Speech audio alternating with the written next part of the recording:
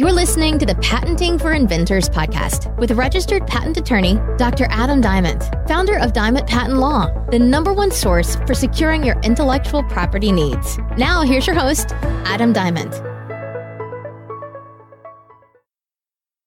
Hello and welcome to the Patenting for Inventors podcast, episode 58. Do I need to file a continuation patent application? My name is Dr. Adam Diamond, a registered patent attorney and founder and owner of Diamond Patent Law in Los Angeles, California. I can be contacted through my website at diamondpatentlaw.com. That's DIAMENT patentlaw.com. Or if it's too hard to remember, you can get to it through patentingforinventors.com. That's patentingforinventors.com. Or call me at 424-281-0162. And while most attorneys can only practice in states where they're members of the state's bar, patent attorneys are actually allowed to practice patent law in any state. So feel free to contact me regardless of where you live.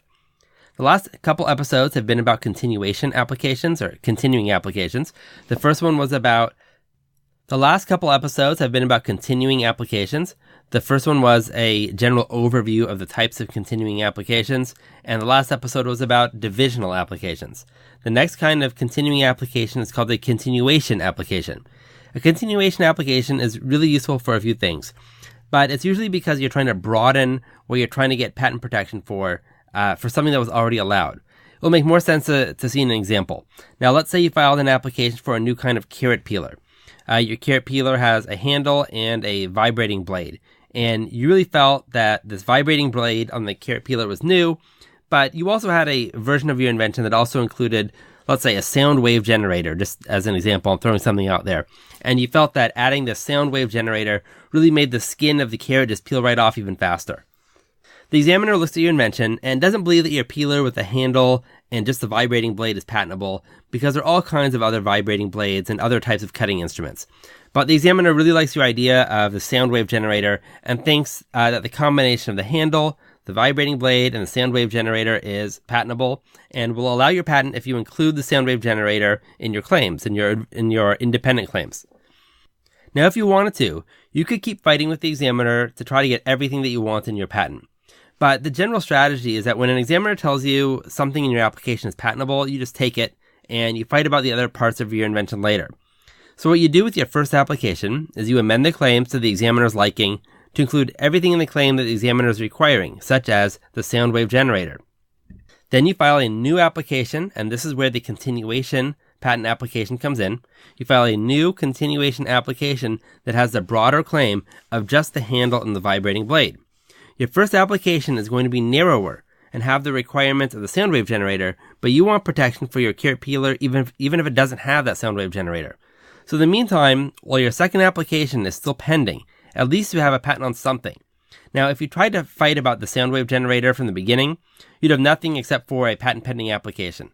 So generally it's better to have something actually patented, even if it's not the full extent of what you want patented, and then worry about trying to get more broader patents later. This isn't the only reason why you might want to file a continuation application. Oftentimes you want to keep a second related application to your first application in a pending state, so you can see if competitors are trying to design around your patent, and then sometimes you could rewrite your claims in the continuation application to try to cover what the competitors are doing to try to get around your first patent. That's a very common strategy to use for a continuation application, and one I recommend for practically every inventor, though it does cost money to keep filing new applications to keep something pending, so it's not something everyone can do if they have limited resources.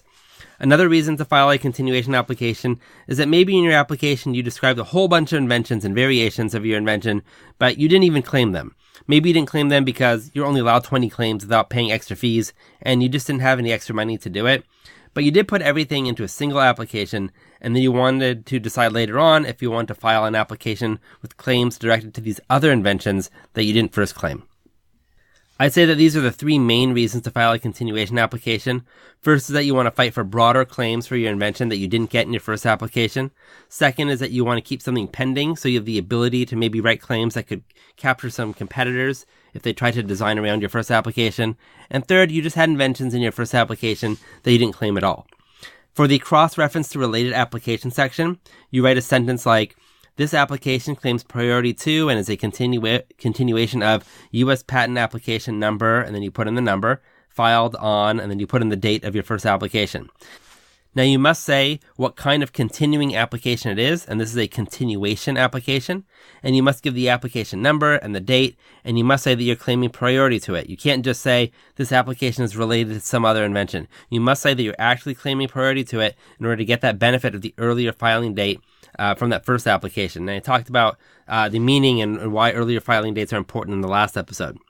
What's important again about divisional and continuation applications is that you can't add any new subject matter to these. What this means is that you can't put in any material or have claims that don't have support in the original application. You can't add in anything new that you hadn't already described and discussed, usually in the written description of your original application. That's about it for continuation applications. And if you want help with your patent application, you can contact me through my website at patentingforinventors.com. That's patenting, F-O-R, inventors.com, or call Diamond Patent Law at 424-281-0162. I'm Adam Diamond, and until next time, keep on inventing.